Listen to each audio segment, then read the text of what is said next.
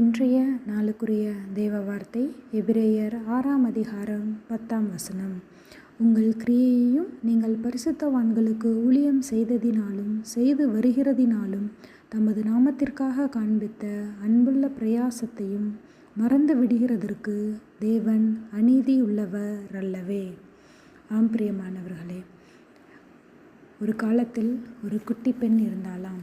அவள் VBS நடக்கும் நாட்களில் அந்த 7 நாட்களும் சிறு பிள்ளைகளை பல்வேறு ஊர்களிலிருந்து கஷ்டப்பட்டு தேவனுக்காக அழைத்து கொண்டு வந்தாளாம்.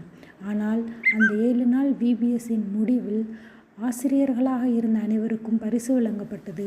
ஆனால் அநேக ஆத்துமாக்களை சேர்த்த அந்த சிறு பெண்ணிற்கு பரிசு வழங்கப்படவில்லை.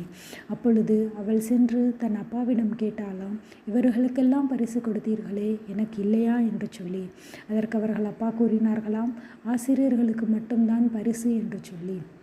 அப்பொழுது அவள் தன் மனதில் நினைத்தாளாம், ஐயோ, நான் தேவனுக்காக இந்த 7 நாட்களும் கஷ்டப்பட்டு அநேக ஆத்துமாக்களை சேர்த்தேனே, ஆனால் எனக்கு பரிசு இல்லாமல் போயிற்றே என்று சொல்லி. சிறிது நாட்களுக்கு பிறகு ஒரு ஊழியர் அவர்கள் வீட்டிற்கு வந்தார்களாம். அப்பொழுது அவர்களிடம் வெளிநாட்டு ஊழியராக இருந்தபடியினால் அவர் கையில் இருந்த டாலர்களை அந்த சிறு பெண்ணிற்கு பரிசாக கொடுத்தார்களாம். அது இந்திய மதிப்பின்படி சரியாக 700 ரூபாயாக இருந்ததாம். ஆம் பிரியமானவர்களே, அவள் சேர்த்த ஆத்துமாக்களை அவர் அப்பா பரிசு கொடுக்காமல் இருந்தாலும் நம்மளுடைய பரமபிதா அந்த 7 நாட்களுக்கான பரிசை அந்த சிறு பெண்ணிற்கு கொடுத்தார். ஆம் பிரியமானவர்களே, நாமும் இப்படிதான் அநேக நேரங்களில் தேவனுக்காக பிரயாசப்படுகிறோம், தேவனுக்காக ஊழியங்கள் செய்கிறோம், அநேக அன்புள்ள ஆத்துமாக்களை சேர்க்கிறோம்.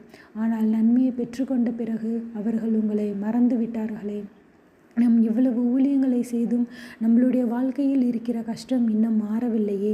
நாம் அநேக காரியங்களை தேவனுக்கென்று செய்தும் நம்முடைய வாழ்க்கையில் இன்னும் சந்தோஷம் இல்லையே என்று சொல்லி புலம்பிக் கொண்டு இருக்கிறீர்களா? உங்களை பார்த்து கர்த்தர் கூறுகிறார், உன்னுடைய பிரயாசத்தின் பலனை நான் மறப்பேனோ என்று சொல்லி.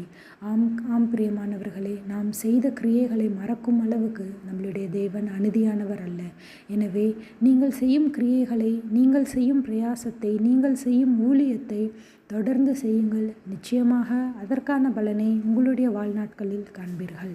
கர்த்தர் தாமே உங்களை ஆசீர்வதிப்பாராக. ஆமேன்.